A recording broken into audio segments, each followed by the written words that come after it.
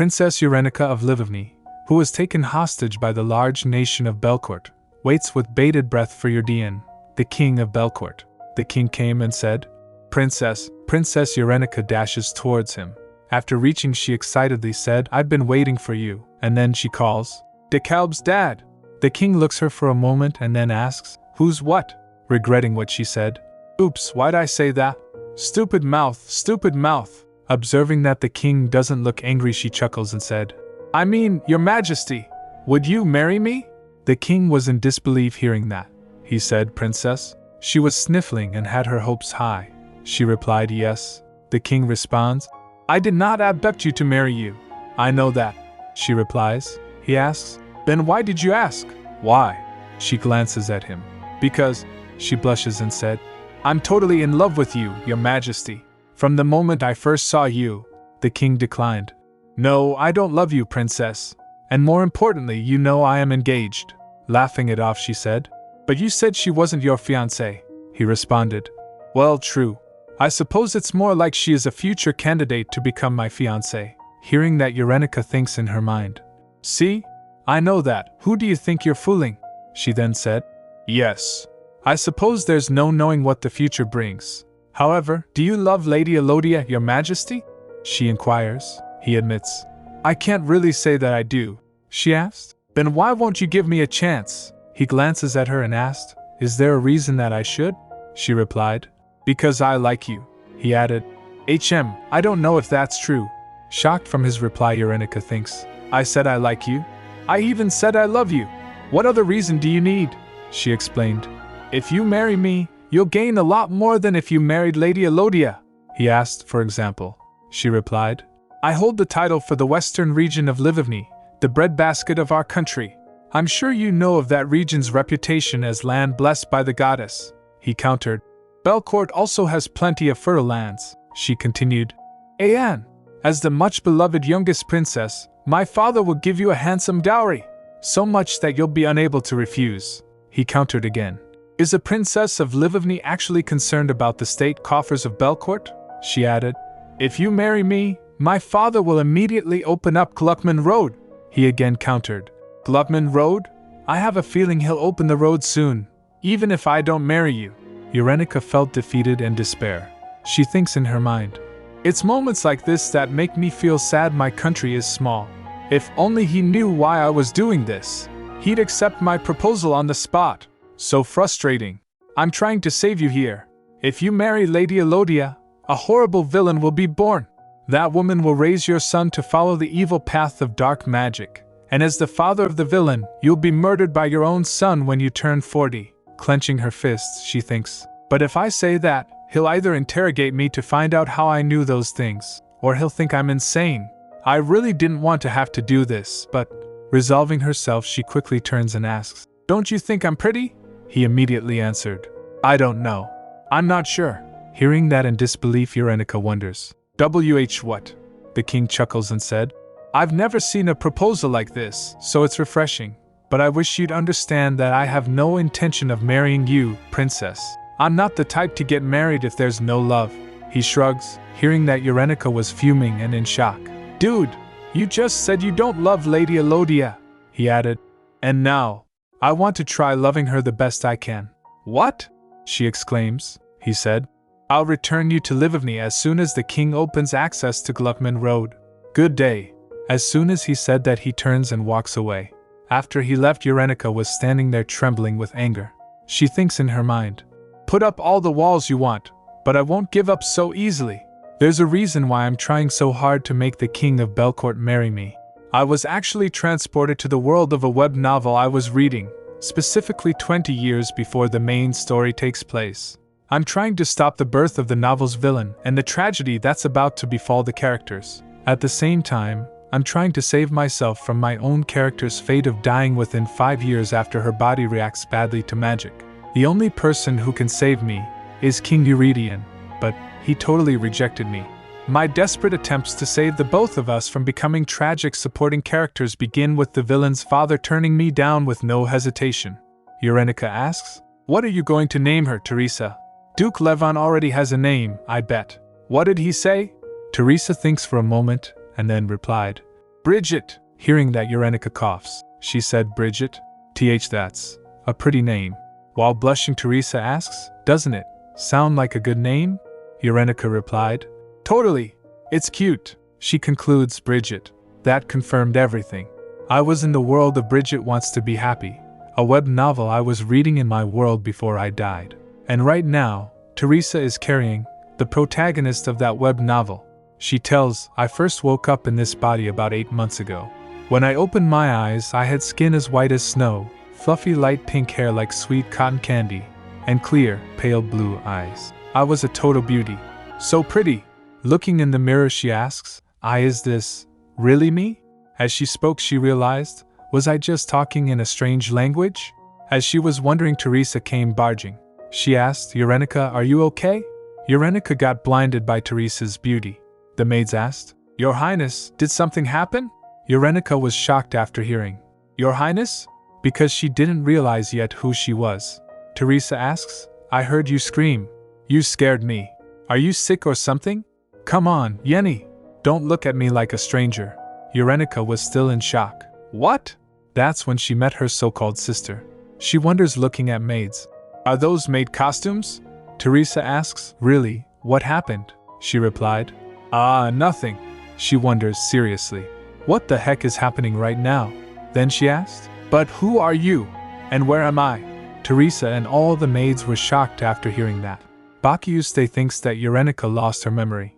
The room was in chaos. One of the maids shouted, Get the king! No, the royal physician! Your Majesty! The princess has lost her memory. Teresa asked, Yenny, what are you saying? After a few minutes, her mother and father came. They were crying after hearing the news that Urenica lost her memory. Her mother asks, Urenica, oh dear Yenny, do you not remember your own mother? She recalls her past life memories. What are we going to do with that girl? Do you want to take care of her? As you know, I have a family of my own to take care of. She was wondering as to what happened. Some people showed up saying they were my parents, but I don't really have anyone I can call family. She wonders, what is this place? Where the heck did I end up? She recalls her past life. I thought I died in that accident. I was on the bus, sitting by the window, reading this very web novel. Then, the whole bus suddenly lurched, and with a huge crash, I lost consciousness, and I woke up here. She concludes, I was grateful enough to still be alive. But a princess? And a pretty one? But something feels off. It feels kind of like déjà vu. This place should be unfamiliar to me, but strangely, it's like I've heard of all this before. While she was busy in her thoughts, a guard came and bowed. He introduced himself. Princess, I am Fernando Cardona, your personal guard. She asks, Huh? What did you say your name was? He replied, Fernando Cardona, your Royal Highness. Hearing the word Cardona, she remembers, I've definitely heard that name before. Remembering the novel she read, she shrugs it off. Nah, it couldn't be. Fernando asked, Pardon? She said, There's no way. Cardona? I see my imagination is running wild. She remembers, I did see that name before. But where? In a web novel. She asked him, Do you have a son? Or a brother? She remembers, there's one person I know with the name Cardona. He was the male protagonist of the web novel I was reading before I died. The heart-stoppingly handsome knight, Alexio Lazaro Cardona. Fernando replied, A son? Your Highness, I'm not married yet, and I'm an only child. Urenica thinks, familiar words. And names. No wonder they all sounded so familiar. These are all from the web novel Bridget Wants to Be Happy. She wonders, am I really in that world? And from what I can tell, I'm currently in the story before the main characters are born. As she was busy thinking, Fernando asks, Are you all right, Princess Urenica?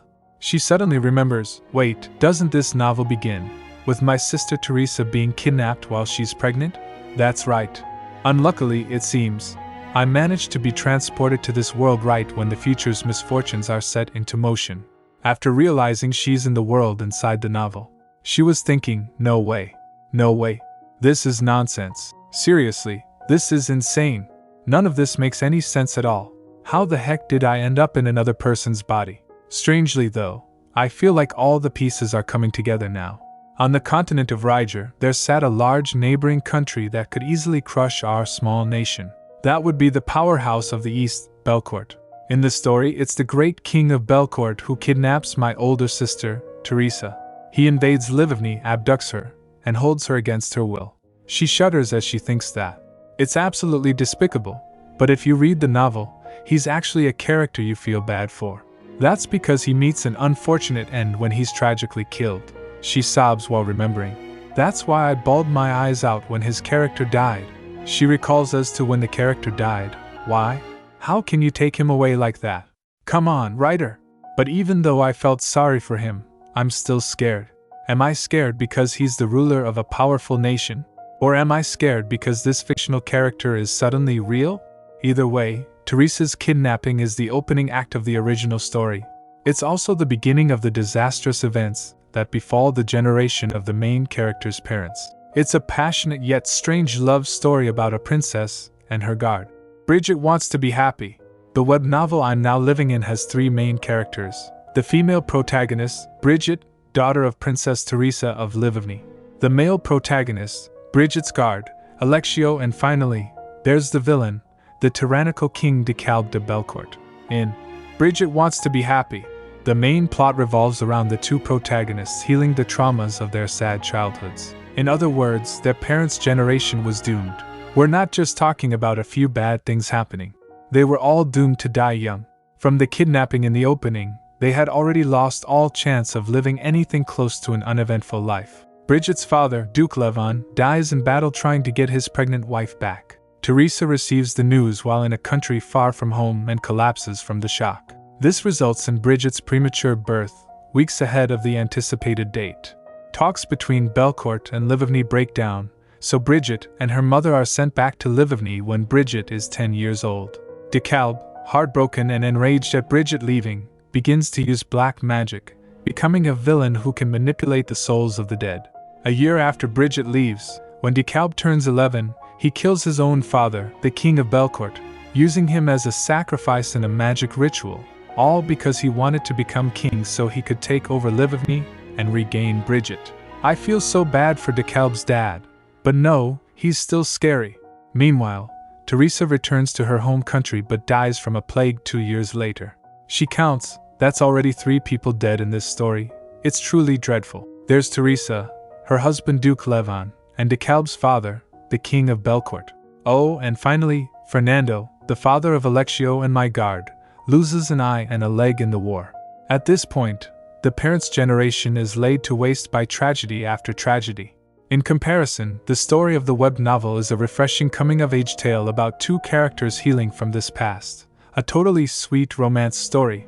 If I were still reading the web novel, I could dismiss all this as some sad backstory.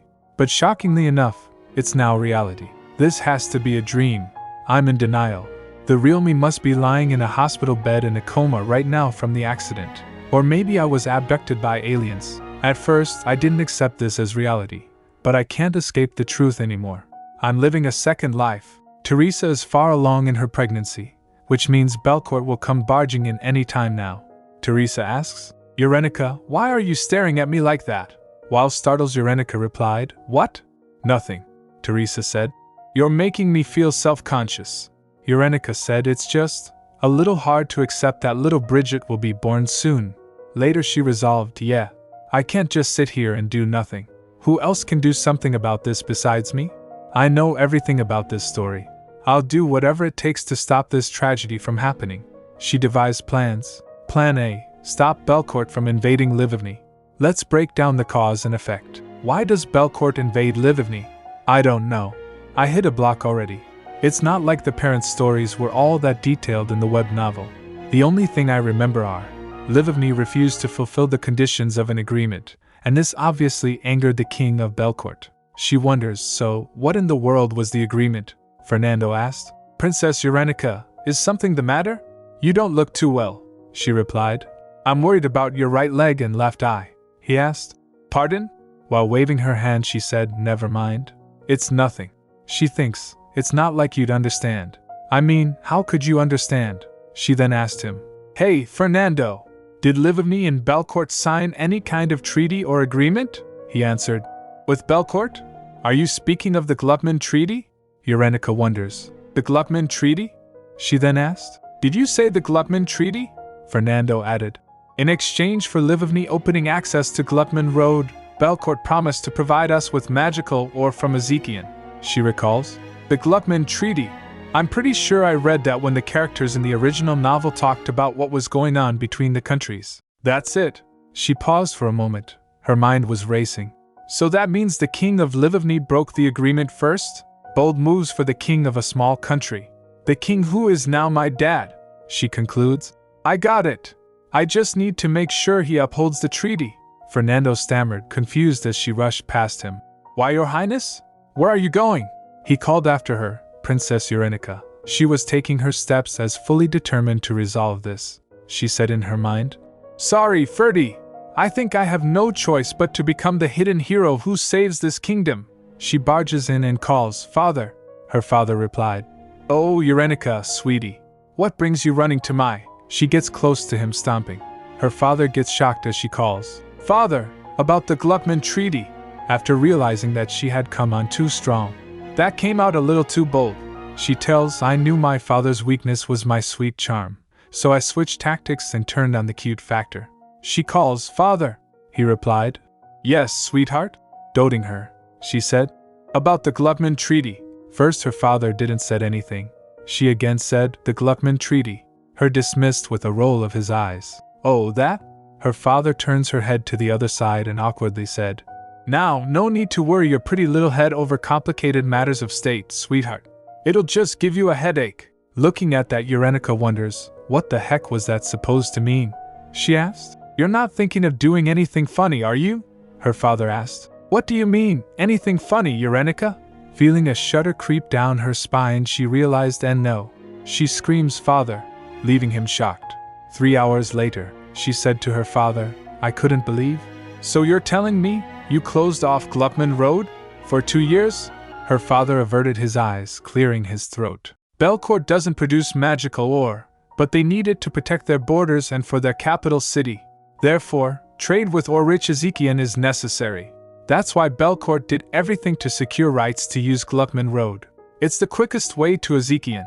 But with the recent discovery of a large amount of magical ore in Ezekian, trade exploded, and my father became greedy. Her father realized, Oh, if I play my cards right, I can easily make a lot of money. Let's change the conditions of the treaty. The cost for allowing access to Gluckman Road isn't just a set amount of magical ore, but 10% of the entire amount traded. She scolded her father in her mind. You're a total bully. For the past 50 years, Livovny had received 100 magic ores per payment. Now, father was basically demanding 1,000, with no prior agreement. Realizing all of this, she asked her father, Aren't you afraid of Belcourt retaliating? He waved off, unconcerned. No matter how much of a powerhouse Belcourt is, we're all part of the Rigor Peace Treaty. There's no way they'll attack us. She realized that her father is the reason why the peacekeeper of this continent, Belcourt, lost patience. She was at her wit's end. She asked again, Are you really not going to reopen Gluckman Road? Why should I, sweetheart? He asked with a smile. She stormed away, frustrated beyond belief. Earg, is this guy for real? She failed before she even had a chance to get started. Later, while walking in the garden, she felt defeated thinking about it. She was fuming. Teresa asked while concerned, Eurenica? Is something wrong? You're sighing so much. She tried to brush it off. No, nothing's wrong. Teresa asked again. If anything's bothering you, you have to tell me, she replied. It's nothing. She thinks, I don't want to cause undue concerns while she's pregnant. Teresa said, Whatever happens, you can count on your big sister. I'll do anything to help my Yenny. Eurenica considers, Teresa, you're an angel, she said, grabbing Teresa's hand. No, you count on me. I'll make sure nothing happens to you, Teresa. She thinks, if Plan A failed, then I'd have to resort to Plan B. Plan B, stop the King of Belcourt from abducting Teresa. While feeling determined, she thinks, if I couldn't stop the invasion, I could at least keep her from being taken.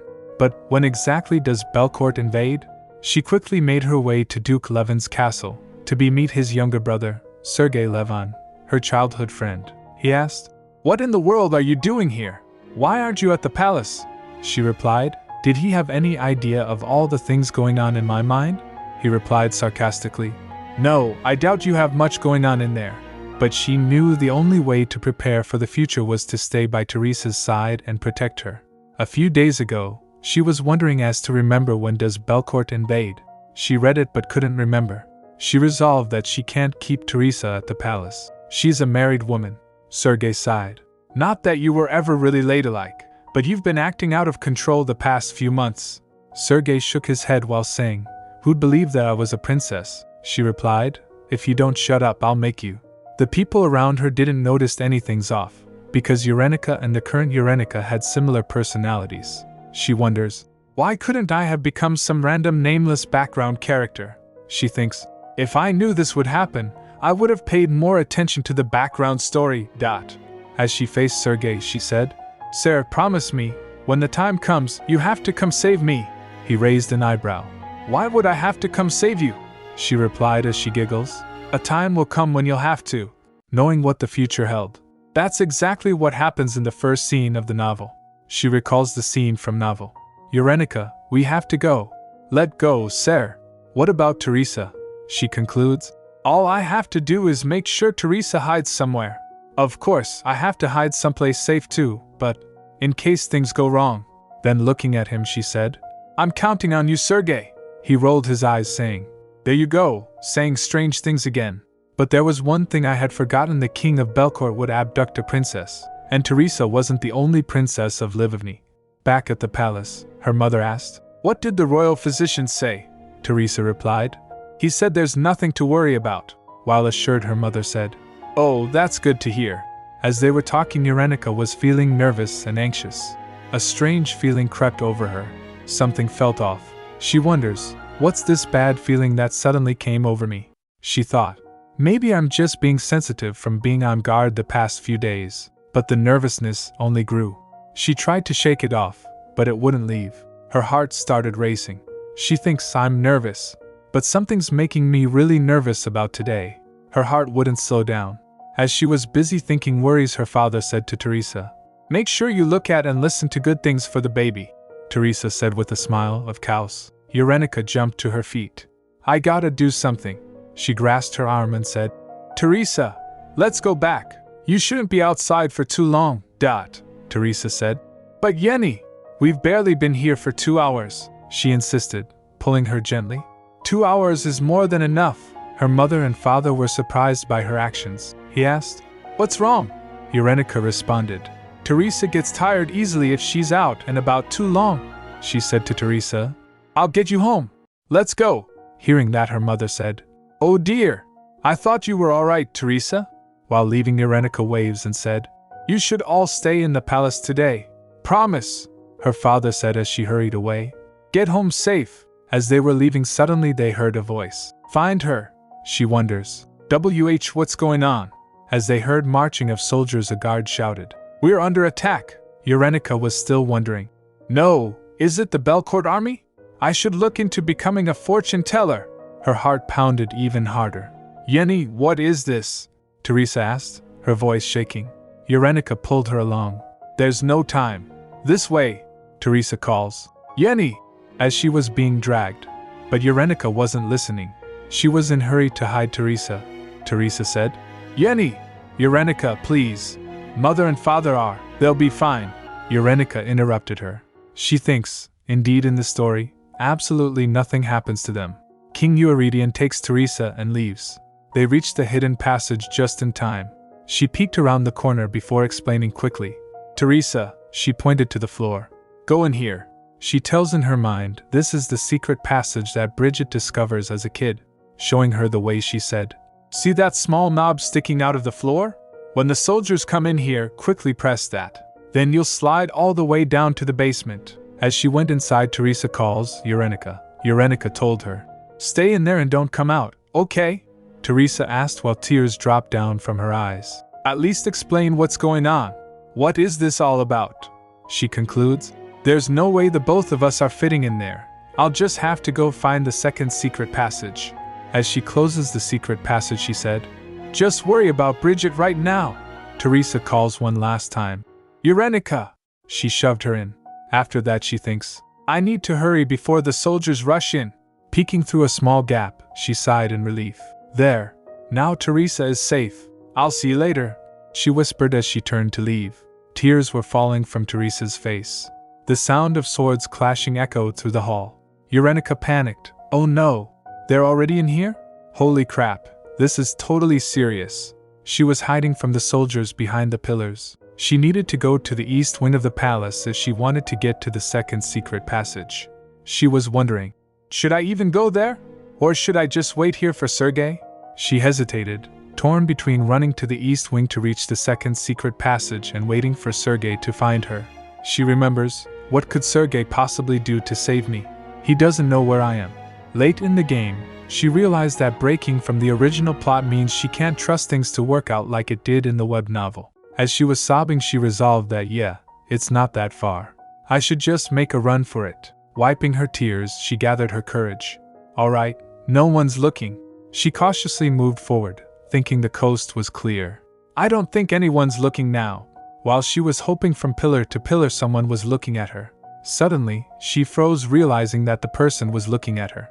His gaze was sharp. She stops and tries to cover her breath with her hand and wonders, what? How long was he looking? The person went towards her, and she trembles as he gets close. She sits down while trembling behind the pillar as her heart raced. She prayed that he just walk by. She thinks, Sergei, now would be a good time for you to come save me. If you show up, I'll give you 100 kisses. Please show up. The person gets close to her, and both of them looks at each other. Standing before her was a man with shiny silver hair and red bedroom eyes glinted with amusement. The person said, looking at her, pink hair and light blue eyes? Got you, Princess Eurenica of Livovny, he said smugly. Her heart sank. The King of Belcourt. No! Sergei, you jerk, she thought desperately. The King of Belcourt abducts Eurenica and lifts her up on his shoulder. He put her on his shoulder and starts walking. Eurenica thinks, I'm screwed. Why is the ground above my head and the sky below my feet? She starts counting, 1 brick, 2 brick. When their soldiers saw the king taking her, they shouted from behind, Princess Eurenica, unhand the princess, you brute. The soldiers came rushing to them and attacked them. The King of Belcourt kicked a soldier, while the other were confronted by his soldiers. TSK, such a nuisance. Eurenica's stomach was hurting. She thinks, I said I wanted to stop Teresa's abduction, not take her place. Suddenly Sergei came running, calling her name. Eurenica. Seeing him running towards her, she shouted, Sergei, what took you so long, you big jerk?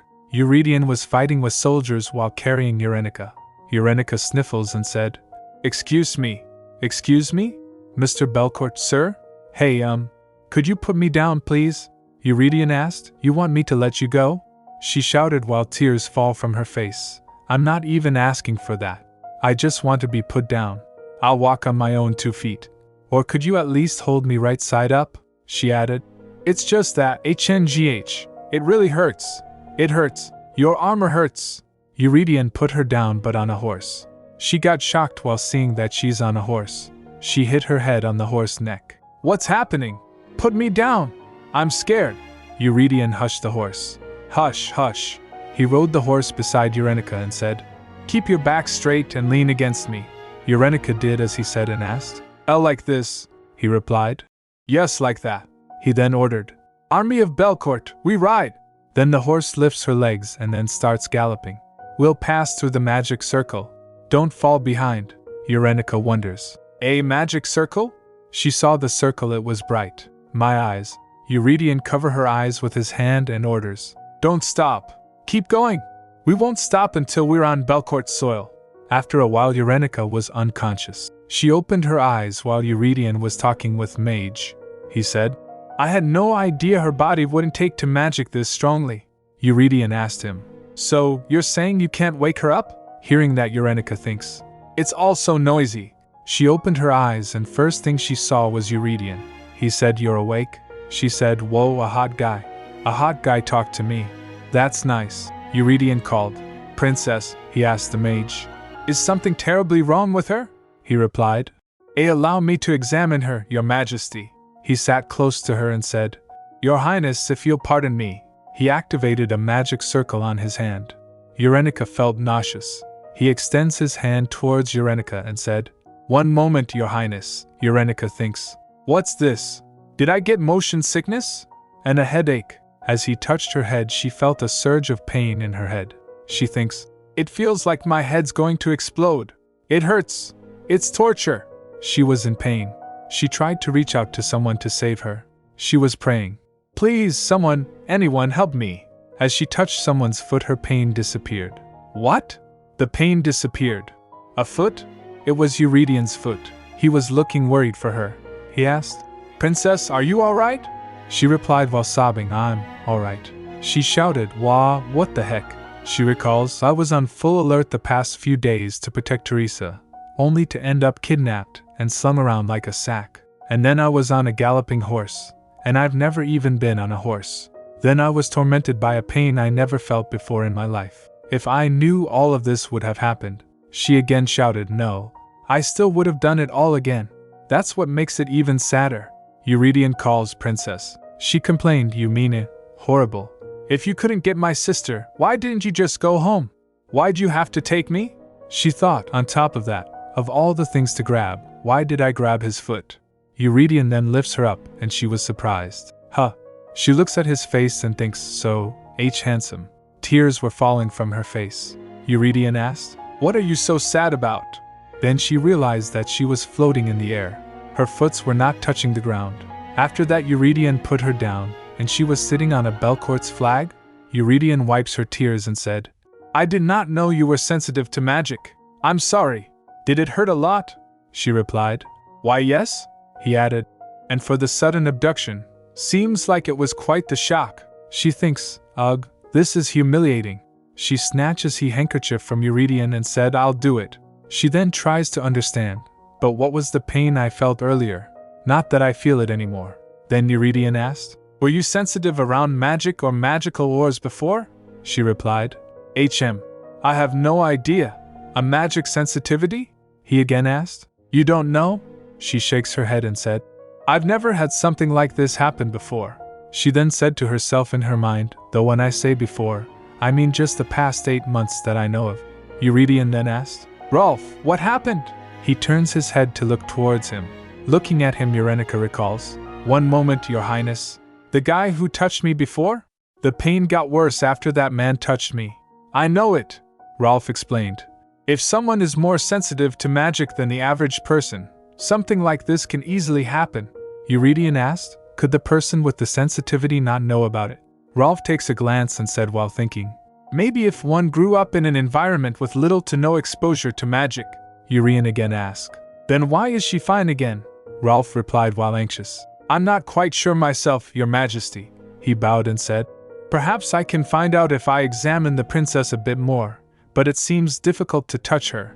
Eurytion takes a sigh and said, I see. Anyhow, I guess this means it's impossible to use a magic circle again. He stands up and instructed, we've crossed the border, so from this point on, we go by horse. The soldiers replied, yes, sir. Eurytion then said to Eurynica, you also seemed unfamiliar with horse riding. Eurynica quickly replied, I can ride a horse, he said. You look too scared to be saying that, she said. I can't ride one on my own, but, she thinks in her mind, for some reason, I feel like I'm being a huge bother. Wait, hold up. I'm the one who's kidnapped here. Why am I worried about bothering the kidnapper? The reality struck her, he said. Then you'll come with me. If we ride all day, then we'll arrive the day after tomorrow. Eurynica thinks in her mind. Yeah, it's all because that guy's being too nice. No matter how I think about it, he's way too considerate for a kidnapper. DeKalb as a character easily became obsessive because he felt deprived of love and affection. I thought his father would be a lot colder. Eurytion extends his hand to offer her. Get up. Eurynica grabs his hand and said, thank you? She asked. Do you have any intention of returning me to Livivny? Eurytion doesn't speak for a moment. Eurynica thought, I knew it. No matter how nice he looks in the novel, he's the guy who kept Teresa captive for 10 years. Eurytion spoke. Once I reach a settlement with Livivny. Until then, I'll guarantee your safety and comfort. I swear on the name of Belcourt. Hearing that, Eurynica recalls, this is a man who will be brutally slaughtered by his own son before he turns 40. This is probably what it feels like, to be the only person in this world who knows how his life will end. He asked, so may I request your cooperation, princess? Eurynica thinks, I feel a similar sense of responsibility that I did for Teresa. he continued. Thought there's not much I can do if this comes across as a threat. Then a sudden thought hit her. Now that I think about it, I don't even know this man's name because he doesn't appear in the novel. She mumbled. Mr. Dad, father of... Eurydion was shocked. Father? She asked. May I ask for your name, sir? He said. Eurydion. Eurydion Lewis Soldat de Belcourt. She also introduced herself. As you already might know, I'm Eurenica Sophia Livovny. She smiles and said, Nice to meet you. He replied. The pleasure is mine. After that they started traveling by horses. Eurenica was tense riding the horse. Eurydion guided her. Relax your body, princess. If you keep your upper body too stiff, your back will hurt, she shouted. No, it doesn't hurt at all. She thinks in her mind, did he take his armor off because I whined about how much it hurt? It is a bit more comfortable. But, my butt, without the armor, our bodies are too close together. I can feel his tight muscles through his clothes, and with this movement, I'm feeling everything too well. She was blushing as she was single her whole life because she's shy. Mentally, 25 years old, plus 8 months. She looks at his face and thinks, also, does this guy not sweat? He smells clean and cool. I think it's actually making me feel better. It's almost like I feel energized. She starts taking heavy breaths. Then she realized, oh my God, I had no idea I was such a thirsty woman. She was about to fall but Eurydion catches her. She said, Sit still, princess. She replied, Yes. She thinks, Yup, this all feels too embarrassing. A few hours later, Eurenica was feeling pain and was lying on the ground. She thinks in her mind, Now what's going on? Humph. All I did was watch Rolf make a fire. I'm dying. As Eurydion picks her, she thinks, Now's not the time to be embarrassed about him touching me. As he pulls her close, she thinks, the pain's definitely subsiding. Eurydion embraced her and said, How strange. Isn't she a little too sensitive, Rolf? Eurenica was still trembling. Rolf replied, All I did was start a fire. Eurenica recalls, This is already the third time I had this strange reaction. First, when we went through the magic circle. Once, when they tried to use healing magic on me. And just now, all Rolf did was use magic to start a fire for the camp. Rolf said, It seems that the princess is a person unadapted to magic. Eurydion asked while patting her. Unadapted to magic? Rolf said. Yes. It's very rare, but every now and then there are humans who are unable to physically or mentally handle magic. Eurenica thinks, No. There's a more basic reason. She recalls Rolf saying, Maybe if one grew up in an environment with little to no exposure to magic. She thinks, to be someone who has not been exposed to magic in this world where magic exists obviously can also be interpreted as me not being a person of this world. I may be wearing Eurenica's body, but I'm still Ususu. Eurydion instructed. Refrain from using magic for now, Rolf. It seems she can't handle even the smallest of magic spells, so be careful. She mind raced, however. What I don't understand the most in this situation is, why does it hurt enough that I feel like I'm going to die? But then the pain disappears as soon as this man touches me. Eurydion lifts her up to his face and asked, Are you sure nothing like this happened before in Livovny, princess? She thinks, for the past 8 months. This is the first time I've even seen a mage since I first came to this world. Compared to Belcourt, Livovny is a weak country. Magical ore, only used to protect the borders. Magic users, mostly hires foreigners, as there are no royal mages. Tower of Magic, none. Meanwhile, Belcourt, magical ore, imports tons. Magic users, systematically developed. Black magic is widely used in secret. Tower of Magic, has one. My body rejects magic, and that's the kind of kingdom I'm being taken to? No joke, but I might actually just drop dead, she said. Could you just knock me out instead? Eurydion asked. What? She said. Just whap a real quick one in the back of the head. You should be able to quickly make it to the palace while I'm out, he asked. So you want me to hit you? She said. At least that pain is momentary. It'd be nice to open my eyes and be in a bed, he said. I reject your request. He put her down and said, I won't allow the mistreatment of another kingdom's royalty. She asked, Why do you have to be such a considerate kidnapper? She then pointed and said, That guy over there has an arm that's sliced open, and look at that guy's leg. You can't even light a fire without magic. That means we can't eat, and you can't heal them either. And I cannot continue to detain you any longer. If you feel bad about raising your hand to me, you could just go through a magic circle like before. I'll probably pass out from that," he asked. "What if I do that and something terrible happens to you?" She takes a glance at his face and said, "If something goes wrong, you could just hug me, like you did just now." She giggles as she said that. She thinks in her mind, "I am absolutely not saying this because I have feelings for him. Absolutely not." Then Eurydion takes a sigh and sighed. "That wouldn't be hard to do. But once again, I refuse your request. We can always manually build a fire. And you are an unarmed woman who cannot even hold a sword. You definitely are terrible at hiding yourself. Those men are seasoned troops of Belcourt. You cannot compare yourself to them," Eurenica admitted. "That's true, but," he added, "I asked you for your cooperation, not your sacrifice. Did I not guarantee your safety and comfort? Unless you want to make the master of Belcourt a liar, it's best you quit this conversation. But just in case, stay close to me. The borders of Belcourt are protected by magical ore." Eurenica felt touched and was almost about to cry. She then resolves herself and thinks, "No, I cannot allow it. I can't let a man like this die at a young age because his son uses him as a test subject for black magic," she said. "DeKalb's father. I'm going to save him," Eurydion asked. "Why do you keep saying so-and-so's father?" Eurenica said. "You can count on me."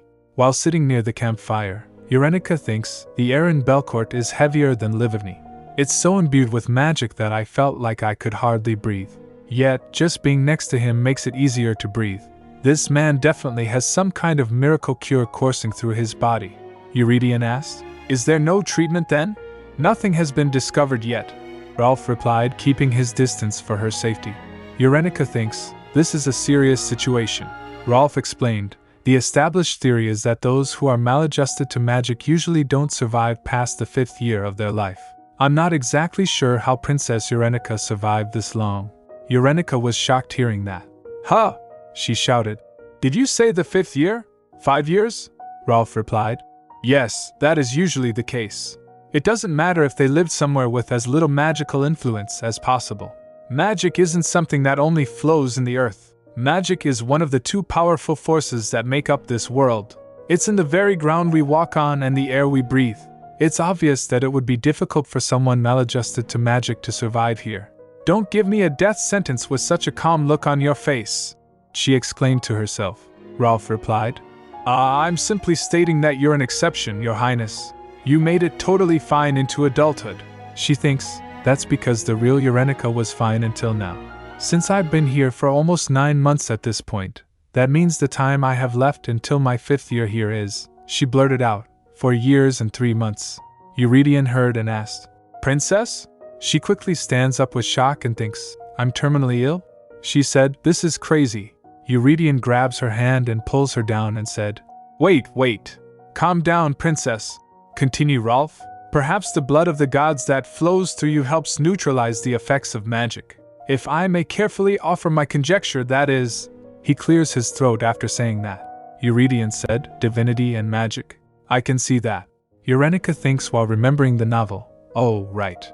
This is a world where gods exist." The divinity of the Belcourt royal family was extensively discussed in DeKalb's side story. Belcourt is the seat of the Holy Empire because the royal family descended from Loris, the god of peace and prosperity. He's literally the descendant of a god. He's basically like the Jesus of this world. Rolf continued, "With your divine lineage, the princess can be assured she will be safe in your presence. Even without you calling upon your divinity, there is an energy that surrounds you. Princess Eurenica is probably reacting to that energy," Rolf explained to them. After hearing that, Eurenica thinks, "Oh, so the king's divinity can help save me and my useless body?" Rolf then shouted, "Princess Eurenica, have you been blessed by the god Loris?" Eurenica was surprised. "Blessed by Loris? As she doesn't know it." Eurydion asked her, "Have you been baptized?" She said, "Baptized? Oh," she recalls, "as soon as Teresa knew she was pregnant with Bridget, she received a blessing, didn't she? Since royalty tends to receive Loris' blessing even before they're born, I'm sure Eurenica was too." She replied, "I probably did." Eurydion was surprised. "Probably?" She said, "I did." She thinks while remembering, "He's probably not going to ask for my baptismal name since that's a little rude. In this world, you do not tell anyone your baptismal name unless they are your parents or your spouse. It's considered insulting to the holy name given to you by God. That's why in the original novel, Alexio tells Bridget his baptismal name when he confesses his feelings for her. Now's not the time to be thinking about that. She shakes those thoughts, Eurydion said. If you were baptized, then it's a possibility, since Livovny is one of the kingdoms where Loris is the patron god. Ralph laughs and continued. Yes, and maybe the princess was able to survive until now because of God's blessing upon her. Eurenica thinks, haha, Ralph did nothing wrong. If anyone's at fault here, it's me for being an interloper in this world, Eurenica said. Then I'm relieved to hear that, since the capital is on holy ground. Ralph added, I also think that will be a good thing. Eurenica summarized, I'm a person from another world, so I have no immunity to magic, making me maladjusted to magic. But luckily, Eurenica's body was blessed by Loris, so as long as I stay near someone with strong divine energy, I should be alright. Her plan B was, stop the King of Belcourt from kidnapping Teresa. The plan was almost a success, but I stupidly ended up kidnapped. On top of that, I'm absolutely useless since I unexpectedly found out I'm sensitive to magic. She takes a sigh and thinks, my survival is most important, so now's not the time to be worrying about someone else. She takes a glance and thinks, but I can't believe that the supporting character who dies a tragic death in the original novel is now the person who'll save me. As Eurydion looks towards her, she mumbles, I guess. Plan C. Ship the side characters together. It's a win-win. This leaves only one conclusion. Life definitely requires a plan C. She devised a plan C at that moment. Until I find a way to exist normally in this body, I need to stay right next to Eurydion. And to prevent Eurydion from being murdered by his son must not learn black magic. DeKalb learned black magic from his mother, so to stop DeKalb from learning black magic, I just need to stop Eurydion from marrying that woman in the first place. Then, all he has to do is marry me. As she was busy thinking, Eurydion calls, Princess? She jolted and said, ACK, yes? She looks at him and thinks, it seems a little disrespectful to think about that when he's right here in front of me, but this is perfect.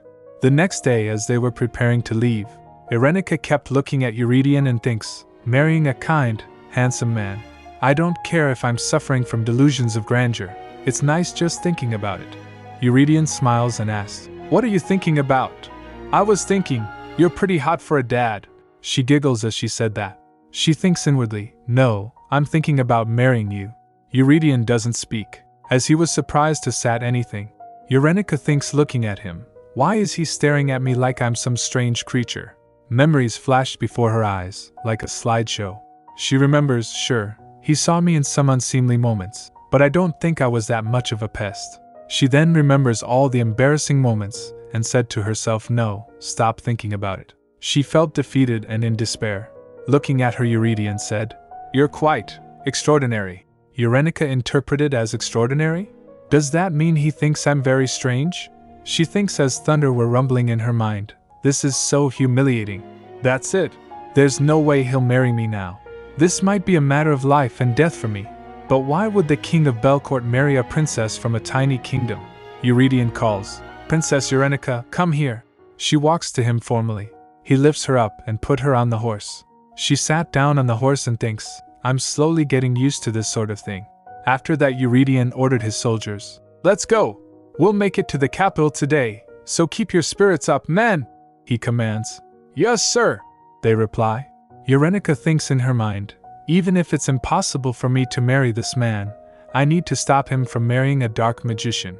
I know from the original story, she recalls the novel. Her mother said to him, DeKalb, you're a monster born of the strongest divine power and the most evil magic. If you want, you can have everything in this world, even the distant world of the gods beyond the Udetta, as long as you desire it. What do you think? Do you want to hold all the power in the world in your hands? She concludes she's at fault for DeKalb's corruption. She led her own son down the path of black magic. She must be out of her mind. She thoughts, then how do I stop this marriage? A sudden thought hits her, wait, hold on. When does Eurydion get married? I know Bridget will be born in 2 months. No, since Teresa didn't get kidnapped, maybe it'll be 3 months from now? Bridget and Alexio are the same age, and DeKalb is 1 year younger. DeKalb is 1 year younger than Bridget? If I'm being generous, I have only a year to stop this. Your Majesty? She asked hesitantly. He replied, What is it? She thinks, how should I ask him this? He calls, Princess? She blurted out, Your Majesty, are you unwed? Or are you expecting a child? What? He exclaims. She thinks in her mind, I know this is ridiculous. He replied, First, I'm not married yet. She asked, Yet? He continued, Therefore I obviously don't have a child and I am definitely not expecting one. After hearing that, she thinks, unmarried with no kids is a good thing. But why did he say yet? Why do I have a bad feeling? He said you ask peculiar things, Princess, and with no provocation. They finally arrive in Belcourt. The city looks old and historical, while Livovny looks more charming in comparison. She was glancing all around. Eurydion puts her robe on her and said, The crowd's gaze might be uncomfortable. Irenica looks at the Corrid. The crowd cheers. Sire, long live Belcourt! Eurenica thinks, this is a huge crowd, and if it wasn't for this cape, I would have been completely overwhelmed. He's so kind-hearted, the perfect husband material. After reaching the palace, Eurydion puts her down the horse. She thinks, if I could, I'd kidnap him myself and make him my husband. Not that I really could. But a girl can imagine. Suddenly someone came running to Eurydion and said, Your Majesty, I'm so relieved you made it back safe and sound. You have no idea how worried I was. Eurenica was surprised looking at her. Lady Elodia starts the conversation with an emotional declaration. I miss you, Your Majesty. Her passionate words immediately grab attention, but Eurydion's calm and distant demeanor contrasts her fervor. The protagonist watches the interaction, stunned, thinking, whoa, no freaking way. Lady Elodia continues dramatically. Every day, my tears wet my pillow. Do you understand how that feels? The protagonist is speechless at the scene unfolding before her, observing Lady Elodia's stunning beauty and noting, she's gorgeous. Her voice is beautiful. The way she talks, it's absolutely bewitching. Even though the protagonist is a straight woman, she admits, I can't help being drawn to her. I wonder how Eurydion. Her thoughts are cut short when Eurydion responds to Lady Elodia's emotional plea with a flat. It's only been 3 days, Lady Elodia. Lady Elodia isn't deterred and counters passionately. Those 3 days felt like 3 years to me. Eurydion, however, seems unmoved, and the protagonist notices this, thinking, what's with that look on his face? How can he look so uninterested with this beautiful woman in front of him? She observes his reaction, or lack thereof, and muses. He says he's thinking of falling in love, but he looks like she barely registers on his radar. Making a pretty lady cry like that, so cruel. The least he could do is say something to reassure her. The protagonist debates intervening herself but ultimately stays quiet. Lady Elodia presses on, saying, Oh my, don't you think you're being a little heartless, Your Majesty? I might live in this very palace one day, so why should I not be here? On top of that, she pauses dramatically before adding, The man who might become my husband has returned. Who else would come out to greet you? Eurydion gives a short, polite response. Yes, thank you. This leaves the protagonist reeling, her mind racing. She might live here one day? The man who might be her husband. What? Does that mean this beautiful woman is de Kalb's mother? The protagonist pieces together more clues, thinking, the one who will be the queen of Belcourt and Eurydion's wife. The evil black magician and necromancer who can control corpses and summon souls from hell. The true nemesis of the protagonist's parents' generation in the original novel. So Lady Elodia? Eurydion finally clarifies. I'm not married yet. The protagonist, however, misinterprets this as confirmation that he's already betrothed. Her thoughts spiral into despair. When he said he wasn't married yet, he just meant that he was betrothed. Lady Elodia asks softly, Are you hurt, Your Majesty? The protagonist reflects bitterly, it's hopeless. No way could I compete with that pretty lady, not a chance. She even considers absurd ideas. I'd probably have a better chance flirting with the villain's mom and convincing her to not teach de Kalb black magic. She labels this her Plan C, shipping the side characters as a win-win. The emotional tension builds further when Lady Elodia says, Enough crying, Lady Elodia. I don't have a handkerchief right now, Cuas. I have all of his handkerchiefs, covered in tears and snot besides. Eurydion shifts the conversation, saying, It's probably best if you go back home right now. I can't keep my men standing around like this any longer. I also have an important guest. Lady Elodia is taken aback but doesn't relent. Meanwhile, The protagonist observes Eurydian's rigid demeanor. I knew Eurydian could be a rigid guy, but he's not falling for her charms at all. She compares her own position to Lady Elodia's, concluding, considering that he doesn't treat her any differently than me, and they're engaged, my plan definitely doesn't have a chance. The protagonist is still deep in thought when she notices Lady Elodia glaring at her. Suddenly, her head begins to spin, and her body feels heavy. She panics, thinking, this feels different from anything else I've felt. This is strange. My body feels heavy. I feel like I'm sinking into the ground, deep into the ground, deeper and deeper, down into the underworld. The realization hits her. The underworld? Wait, did the pretty lady? Before she can piece it all together, Lady Elodia makes one last plea to Eurydian. Then at least promise me we'll see each other again soon, so that I can look forward to something while waiting. See you next time. Meanwhile, the protagonist struggles with an overwhelming sensation. It feels like the blood is being drained from my body. I'm being dragged down. The guards and onlookers notice her distress, shouting, Princess Eurenica! Your Majesty, the princess! She gasps, struggling for air. I can't breathe. I feel like I'm going to die. Eurydian steps in, saving her from the brink once again. The protagonist looks at him in awe, thinking, once again, this man saved me. But Lady Elodia's presence looms heavy, and the protagonist hears someone say, I don't know who you are, but it looks like you're being haunted by the damned. The protagonist's thoughts race. That feeling I just had. She definitely tried to kill me with black magic. Invisible hands of the damned that can drag a living person into the underworld. That's exactly how DeKalb's magic was described in the novel. Eurenica's mind races as she pieces together her predicament, silently screaming, What the heck did I do to you, lady? Eurydian's commanding voice interrupts, addressing Soliae Elodia directly. Lady Elodia, she responds with a composed, Yes, your majesty. His tone sharpens as he continues, You speak imprudently to royalty of another foreign nation. As a vassal of Belcourt, you should not embarrass me. Soliae immediately shifts her tone, offering an apology. I was simply worried for you, sire. The tension rises when Eurenica stammers internally, what? Soliae now turns her attention to Eurenica, adopting a diplomatic front. I see that you're royalty from Livivny. I'm sorry if I insulted you. You seem very unwell. If you'd like, as an apology, I would like to show you to your quarters. Would that be alright? The offer, however, sets Eurenica's nerves on edge. Her thoughts run wild. What? Sorry if I insulted you. She wants to show me to my room. I would have fallen for that pretty face if it wasn't for the attempted murder. I'm not an idiot. No way I'm following. Feigning illness, she collapses dramatically, gasping. Princess? I'm dying. Eurydian sighs with exasperation. Your Majesty, you don't give me a moment's rest. Eurenica inwardly grins. Nice, just as I planned. I'm not much of an actor, but I was the queen of faking illness back in the day. Eurydian dismisses his knights with a simple command. Men, good work. You may go rest now. They bow and respond in unison. Yes, your Majesty. He then turns to Soliae, his voice firm. Lady Elodia, you should go home as well. Soliae hesitates, her voice trembling slightly. Why, your Majesty? Eurenica's thoughts burst with defiance. You tried to kill me. You villain. You patricide enabler.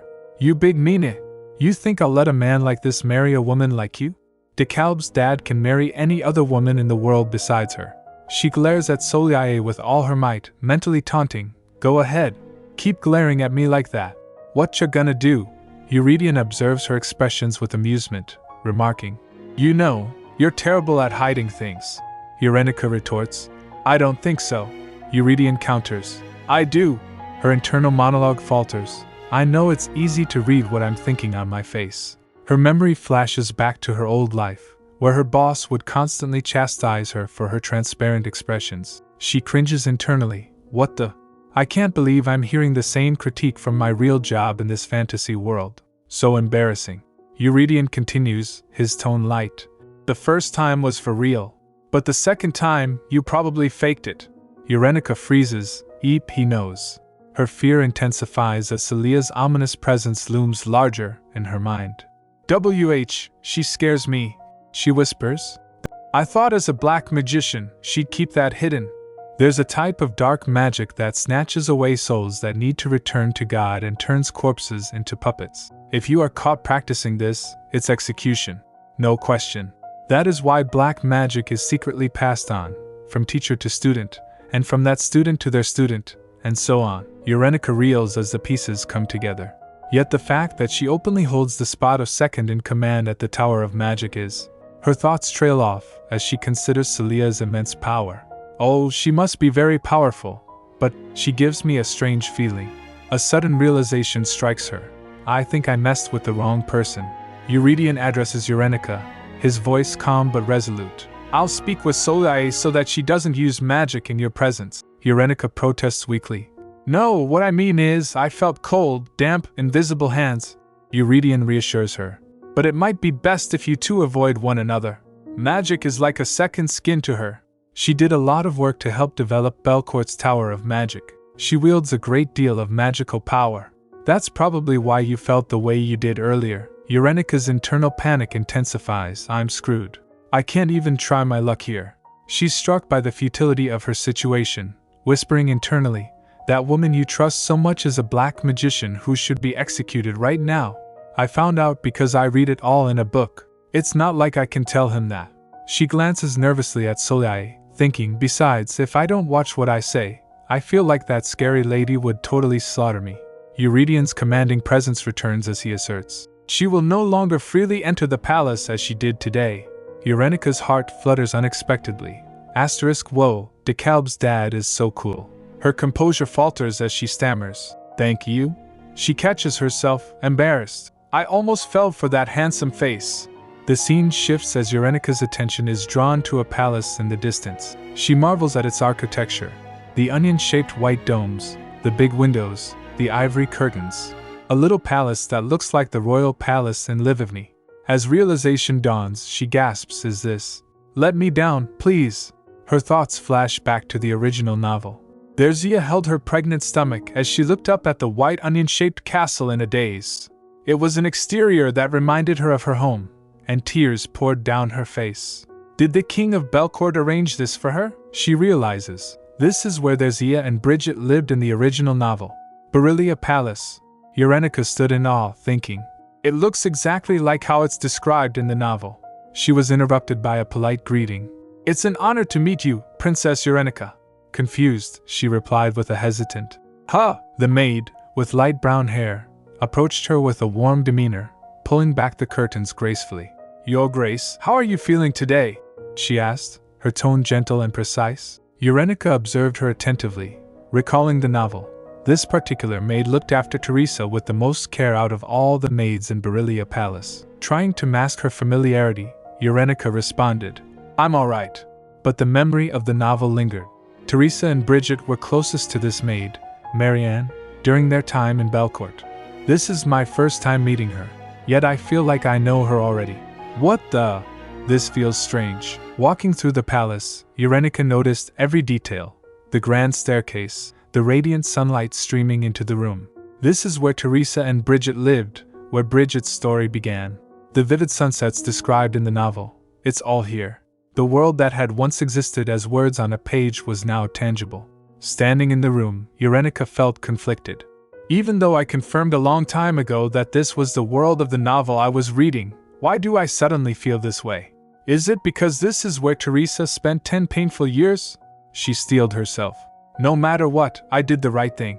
It's a good thing I stopped Teresa from being dragged far from home while pregnant. Her thoughts were interrupted by Eurydion. Is the castle to your liking, Princess? He asked, his tone formal yet gentle. Startled, she quickly replied, yes, it's nice here. Internally, she mused.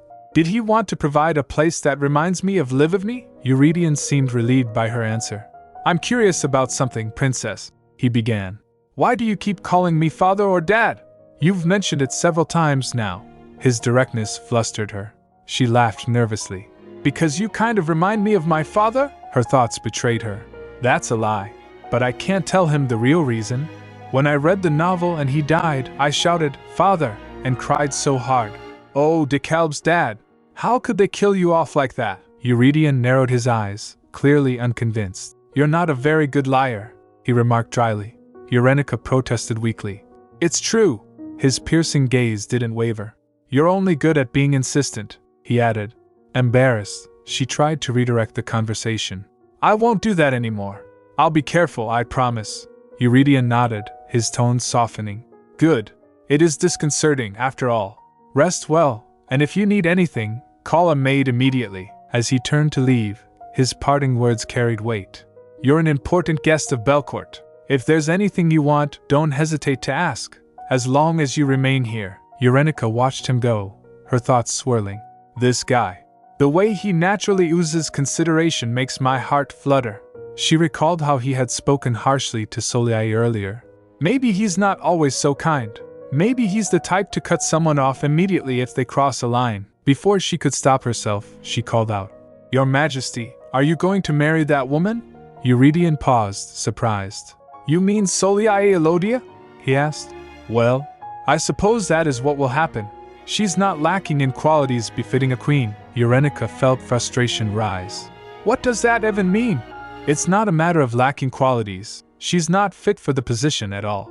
She's a powerful mage who uses outlawed black magic, and she tried to kill me. And more importantly, she'll encourage your son to kill you. But I don't have evidence to prove any of this. She clenched her fists. I must make him trust me more than Soliai Elodia. I have to do whatever I can to protect him. Eurydion's final words echoed in her mind as he left. You're a princess of Livivny. You should be more cautious. Determined, Eurenica resolved to act, her exhaustion giving way to newfound resolve. Eurenica finds herself in an unexpected lesson as Eurydion begins to lecture her about being cautious. Eurydion advises firmly. Be more cautious. First, in private places like your bedchambers, you should not allow just any person inside. Eurenica responds cheekily. But you followed me in here, sire. Ignoring her comment, Eurydion continues. Secondly, if anyone follows you in, you should immediately order them to leave. Eurenica tilts her head in confusion. What do you? Eurydion doesn't stop, stating his third point. Thirdly, do not hold on to any man who willingly leaves. Eurenica is taken aback. Why'd he have to specifically say man? Is he talking about this situation right now? Deciding to push her luck, she considers this a chance to test his boundaries. What if I have feelings for him? How far can I push this? She resolves to use her charm to gain the upper hand over Soliai Elodia. Trying her best to be alluring, Eurenica boldly asks, What if I were to say I have feelings for you, sire? Would I still have to be cautious? Eurydion's expression doesn't waver. He responds calmly. And fourthly, don't say words like that to just anyone anywhere. That's not... He sighs, glancing at her antics. You really should not try to fool me, princess. Eurenica freezes, but her thoughts race. He thinks he notices things well? Yet he has no idea how evil the woman he trusts is. She quips aloud. So you don't see me as a woman? Eurydion's expression hardens. Why are you not a woman? And that sort of thinking does not justify your reckless behavior, princess. He pauses, then adds with a sigh. You truly are unpredictable. I leave you to your rest. As Eurydion leaves, Eurenica slumps. Dang it. I failed. So not just any old trick is going to work on seducing this man, huh? Fine. Just you wait and see. In Eurydion's thoughts, he reflects on the curious princess. What in the world does that young princess of Livivny wish to do? Such an interesting woman. Nothing about the cute way she looks says she's strong or determined, yet I can definitely sense that inside her. He recalls the reasoning behind his recent actions. I never intended to harm whomever I kidnapped. The attack was supposed to be a warning to Livivny, nothing more. I thought stepping in myself would send a direct message. I even ordered my elite unit to cause minimal damage. Yet, somehow, I feel like I brought back something quite troublesome. His musings are interrupted as a subordinate reports. We've removed anything that might have magic within a 200-yard radius of Berillia Palace. Eurydion nods, but after a moment's thought, he orders. Make it 500 feet. The subordinate hesitates. Sire? That will reach the royal garden. Eurydion remains firm. That's all right. Go ahead and do it. I promise to guarantee her safety, and I wouldn't want to find her harmed by accident. Later, Eurydion observes Eurenica from afar, smiling faintly. She's like a kitten who doesn't know anything about the world. Turning serious, he commands Ferric. Don't allow Soliai Elodia to enter the palace grounds for now. Let the staff know. Ferric is taken aback. But, Your Majesty, Lady Elodia may not take this kindly. Eurydion brushes off the concern. Until now, I didn't concern myself with Lady Elodia, but with such an important guest to protect, I cannot allow her free rein. Her unchecked magic is a risk. The next day, Eurydion reflects on his decisions, only to slightly regret one of them as unexpected developments arise. Eurenica wakes up and stretches groggily. That's strange.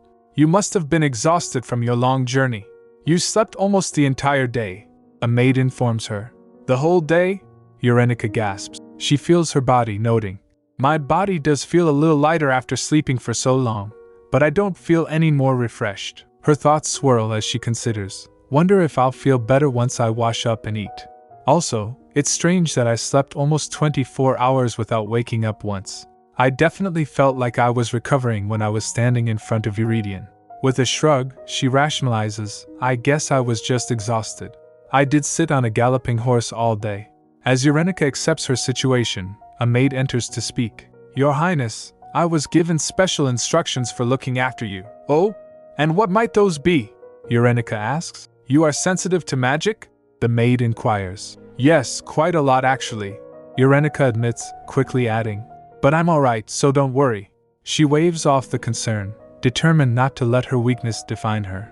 After all, the treatment for being maladjusted to magic is the king himself. Despite her reassurances, the maid looks at her with pity. Eurenica mutters to herself, that's the face of someone worried for a terminally ill princess who's putting on a brave face. She raises her voice to clarify. No, that's not me. No need to feel that way, the maid then shares.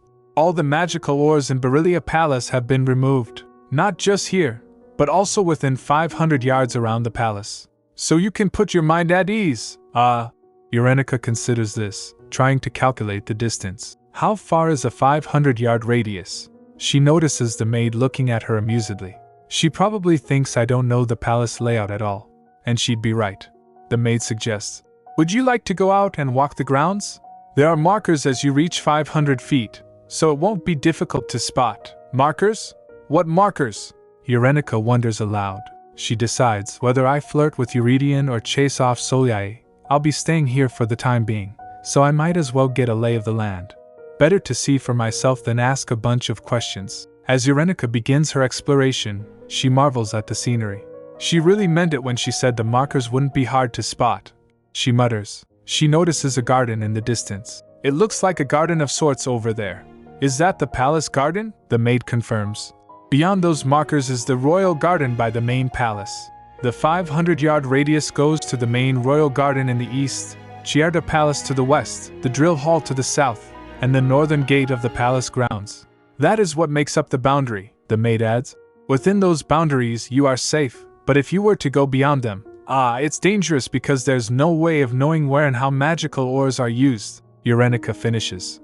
She reflects, overall, this is much better treatment than any typical hostage would receive. But I'm still trapped. I can't exactly complain since the source of the problem is my own body's reaction to magic. The maid continues. The king ordered that if you wish to leave the boundary, to inform him immediately. Eurenica perks up, thinking, does that mean he'll come see me himself? She then sighs. Maybe I was just imagining it when I thought he was being weirdly guarded yesterday. Still, I'd like to go beyond the garden. Where should I take you, Your Highness? Before Eurenica can answer, a new voice interjects. I was assigned by the king to escort you wherever you wish to go, Your Highness. And you are? She asks. I am Thierry Schumart, a priest at the Temple of Loris. He introduces himself with a bow.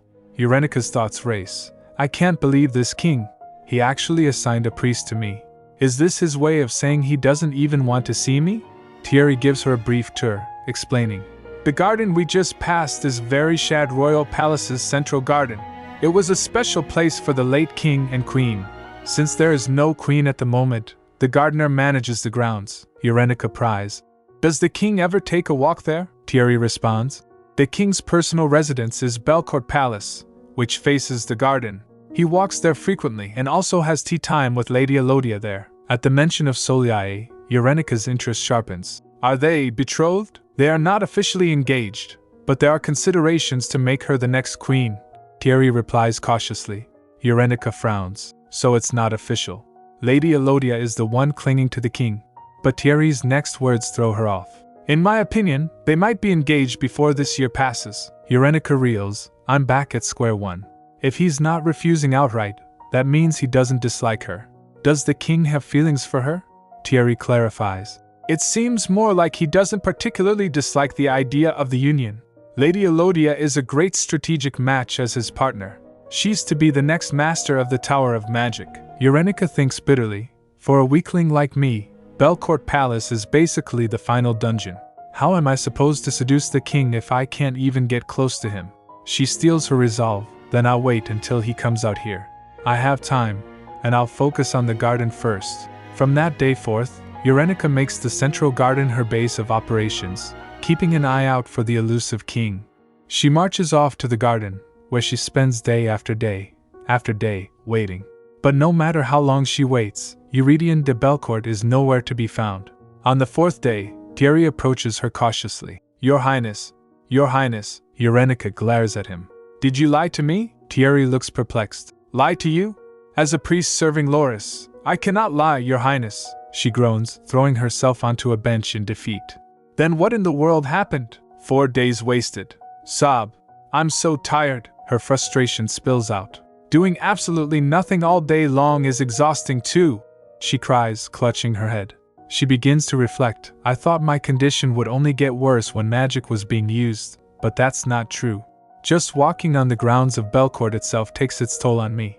If only I could hold Euridion's hand just once, she laments dramatically. Just sitting here, I feel my energy seeping out of me, Thierry gently explains. His Majesty must be busy these days, Your Highness.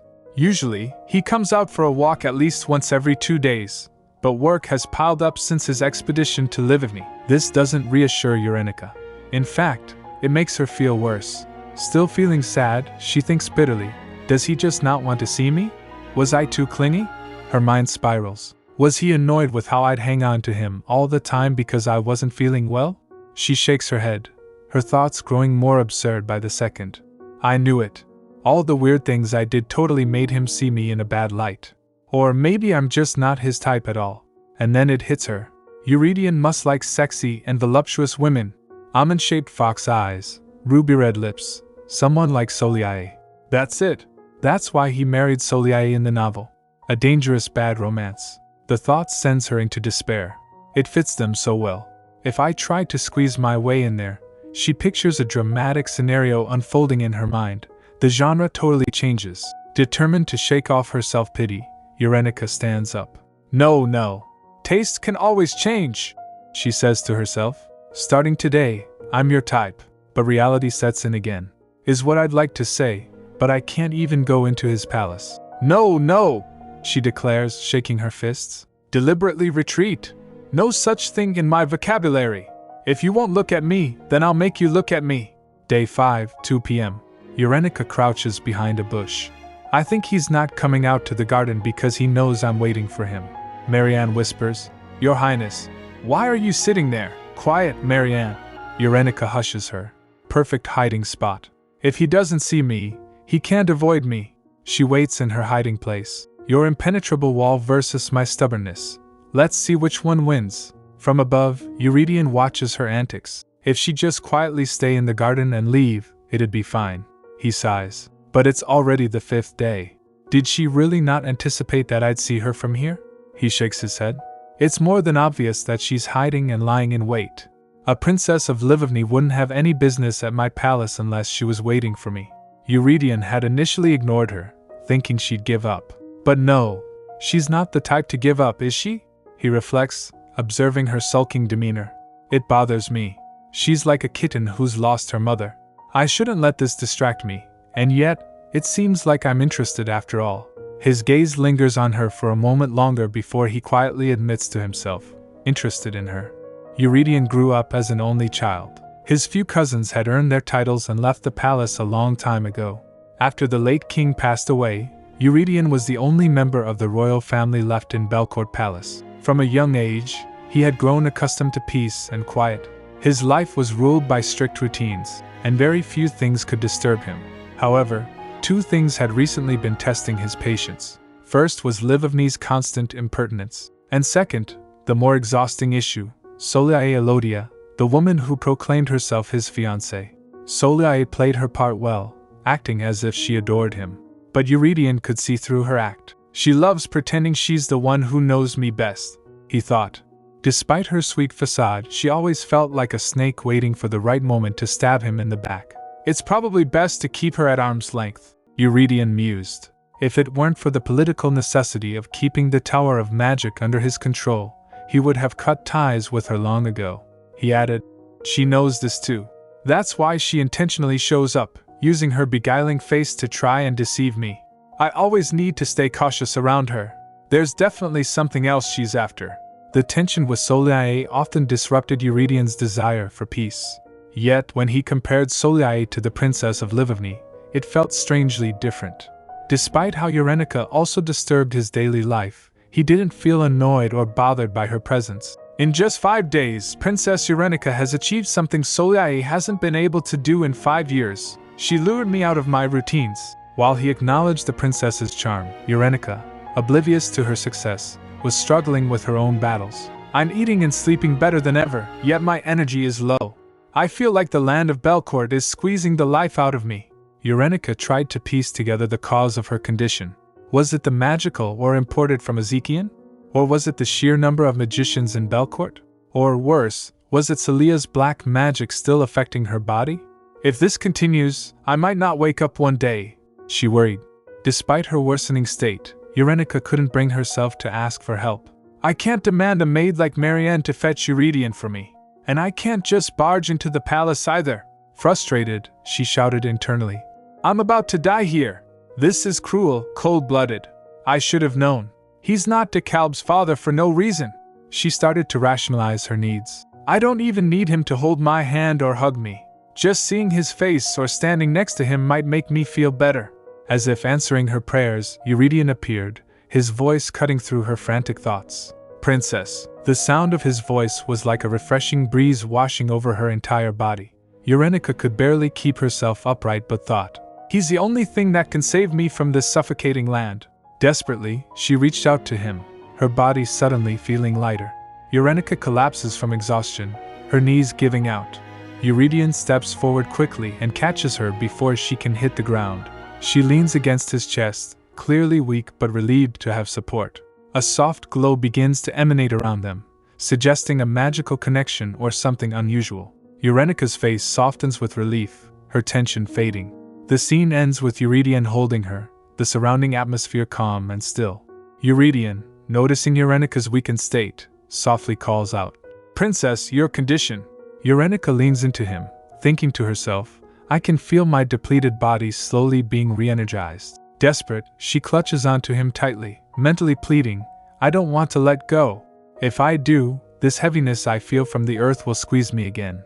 She looks up at him, her thoughts racing. I don't know when this man will come back to me again. Eurydion, looking calm but slightly exasperated, comments, You looked like you were entertaining yourself just fine, so I left you alone. Eurenica, utterly appalled, snaps, Did that seriously look like I was entertaining myself? Her eyes widen in disbelief. As Eurydion holds her, Eurenica becomes entranced by his presence. There's a certain scent that surrounds this man. I wish I could take it all in. Then I wouldn't feel sick no matter where I went. I wouldn't feel so tired and weak. Eurydion begins patting her gently on the back, his touch reassuring. Eurenica lets out a small sigh of relief but frowns. If he was going to be this nice to me, why'd he play hard to get like that? And if he wanted to keep up that wall of his, why'd be nice to me now? She grumbles inwardly. It's not fair. Eurydion finally speaks, his voice steady. It seems like you've calmed down. Eurenica panics and quickly wipes her face, thinking, No, I don't want to show him that I'm crying again. I can't let him see me crying all the time like a little kid. Eurydion, leaning slightly closer, says firmly, I need to see your face to see how you're feeling. Turn your head. Flustered, Eurenica hesitates, thinking about how Marianne had worked so hard to brush her hair earlier. Now it's a mess. But maybe I look better than I did before? She awkwardly shifts, trying to compose herself. Eurydion scans her face, his expression unreadable. Eurenica, suddenly feeling lighter, realizes the exhaustion that was pressing down on me just a minute ago has disappeared. Eurydion asks casually, So, have you been really busy? She replies with a pout. Well, a little. A little? He repeats, raising an eyebrow. Her voice rises. A little? If you were a little busier, then you would have totally. She stops herself, catching her breath. Eurydion tilts his head slightly. Totally what? Eurenica flusters, calming herself down. I can't just start griping at him. He's a king. Of course, he'd be occupied with his duties. It's not strange that he's busy. And there's no reason for him to abandon his obligations just to take care of me. She waves it off with a nervous laugh. Never mind. But Eurydion presses. Totally what? She diverts the topic, grumbling. Why has Shumart not been helpful? Her voice grows defensive. He's nothing like you. And it's not like I can latch onto him and drain him of his divinity. I'm not a leech. Eurydion smirks faintly. Then what does that make me? Eurenica's face flushes as she blurts out. You're different. She grabs his hand impulsively. Honestly, all you have to do is hold my hand like this. She reflects inwardly. People say affections grow gradually, like getting caught in a drizzle. One moment you're dry, then suddenly you're soaked. Maybe that's my only chance now. If love at first sight didn't work, I'll just have to rely on that drizzle. Eurydion pulls his hand back slightly and says, If you ever need anything, don't hesitate to talk to Shumart. What else would a priest use his divinity for, besides helping those in need?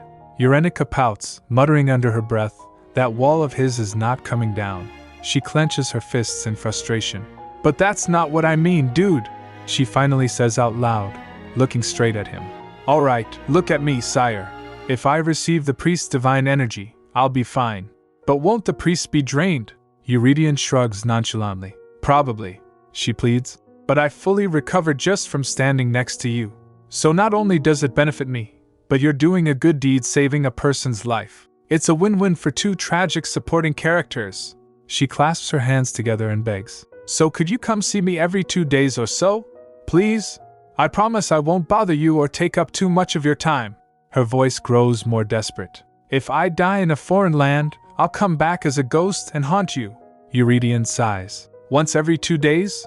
I will be very busy for the next few days, princess. Her heart sinks, and she's about to lose hope when he adds. Let's say once every 4 days. Same time, right here, for 30 minutes. I can commit to that much. Eurenica gasps, her eyes wide. You will? Eurydion nods. And even if I can't make it once every 4 days, I'll frequent the garden.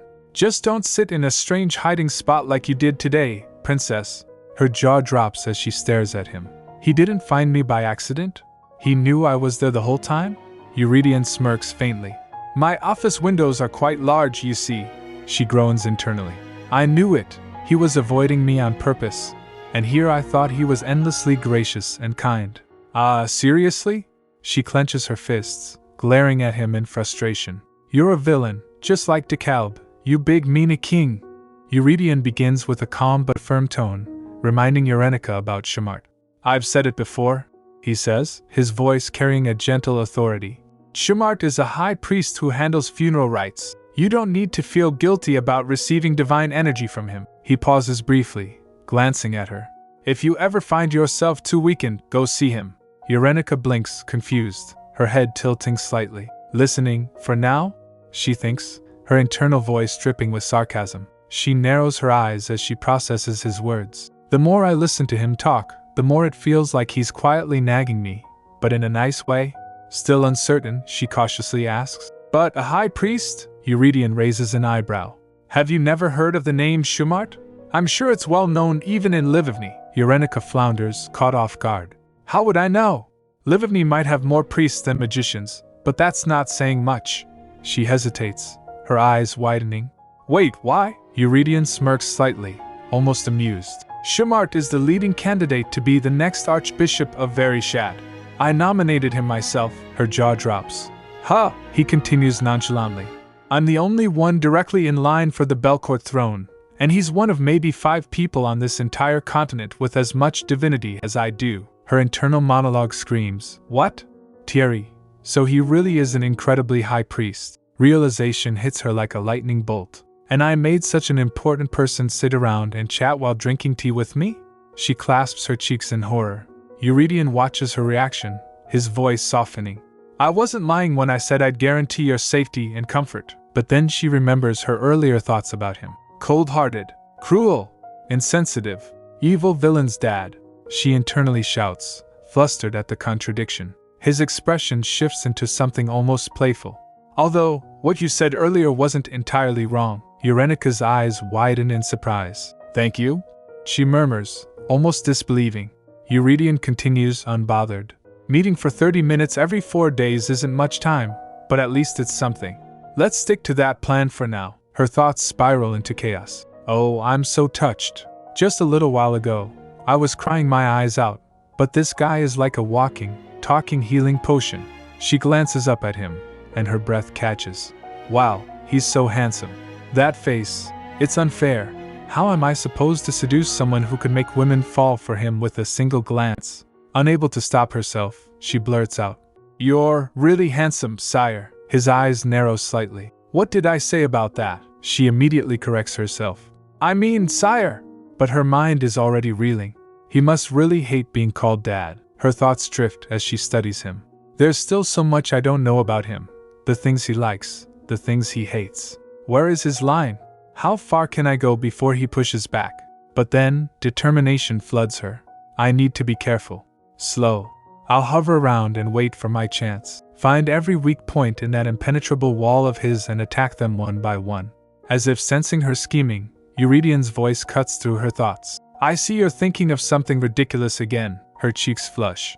Not at all, she insists. But inwardly she panics. No, I can't let him reinforce that wall. Please, your majesty, let your guard down. Despite her internal battle, her plan takes shape. She reflects with satisfaction. From that day on, I visited the garden every 4 days. His presence alone melts away my exhaustion. He's like a miracle. Yet, she notices something different about him. He seems more on edge lately. Even his normally calm demeanor can't completely hide it.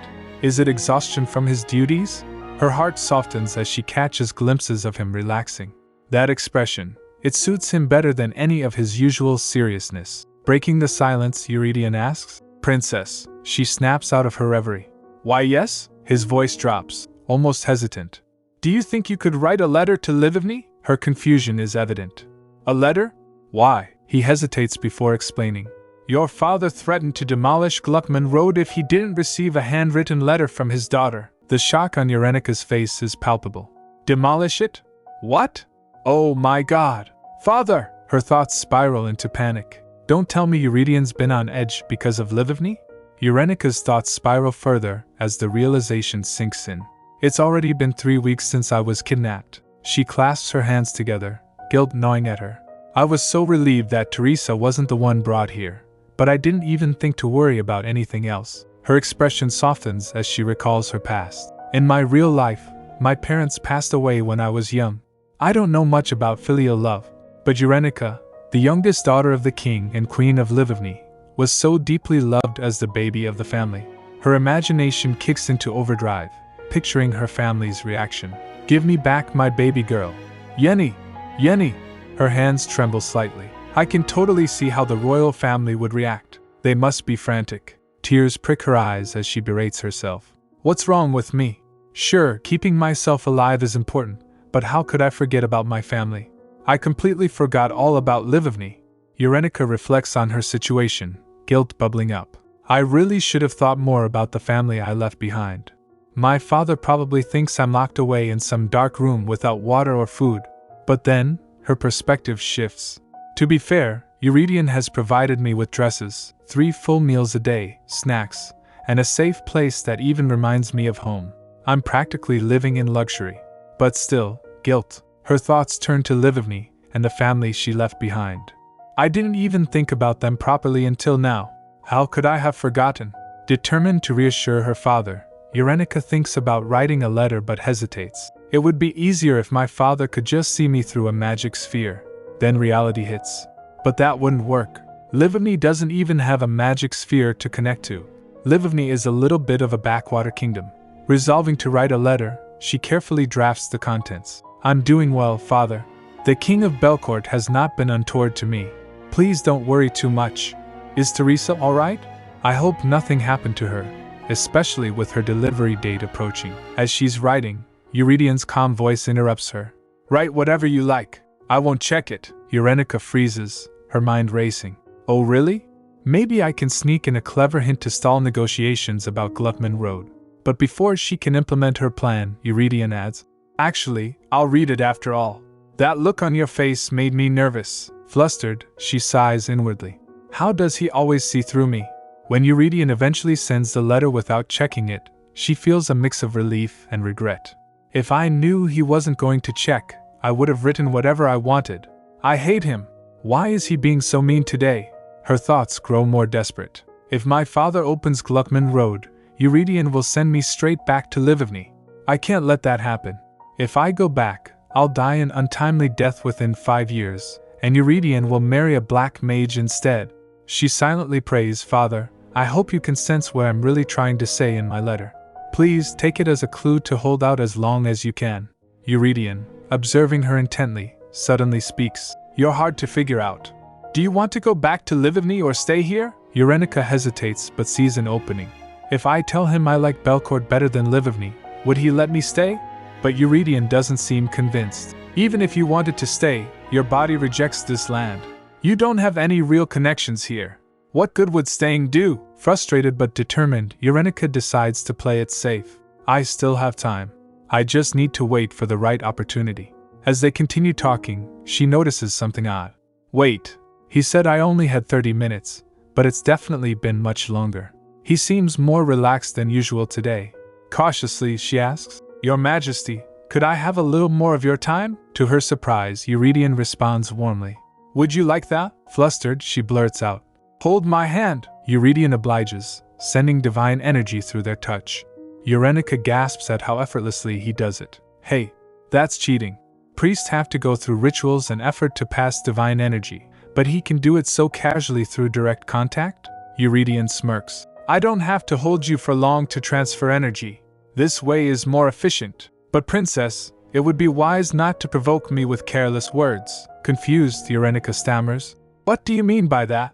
His expression returns to its usual stoicism, leaving her wondering if she imagined his earlier warmth. As he prepares to leave, Eurydion drops a final warning. Just so you know, it's best if you don't leave Beryllia tomorrow. Soliae Elodia will be visiting the royal palace. Eurenica freezes. Soliae Elodia, the black mage? Eurenica hearing the ominous name of Soliae Elodia repeating in her mind, sending shivers down her spine. She sits, visibly distressed, with her thoughts spiraling. Your Highness? Is something bothering you? Mari, her maid, notices her troubled expression and tries to comfort her. Eurenica's internal monologue reveals her turmoil. What should I do? Soliae Elodia is coming to the palace tomorrow. A woman who's capable of using black magic to bury people alive. Mari, unaware of the gravity of the situation, cheerfully suggests. How about you have some warm milk? It should calm you down. Eurenica reluctantly agrees, sipping on the milk. She's right. Drinking something warm did help calm me down. As she drinks, Eurenica's mind races. What does Soliae Elodia want? Does she really love Eurydion? She's supposedly been by his side for a long time. But why would a woman who is so powerful be threatened by little old me? I'm just the princess of a small kingdom. Images of her first meeting with Soliae flashed before her eyes, when Soliae tried to drag her into the underworld. As soon as she saw me, she tried to drag me down. Was it simply jealousy?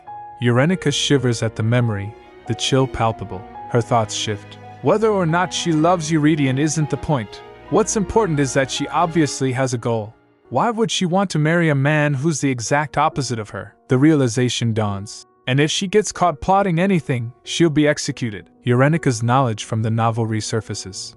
DeKalb, you're a monster born of the strongest divine power and the most evil magic. If you want, you can have everything in this world.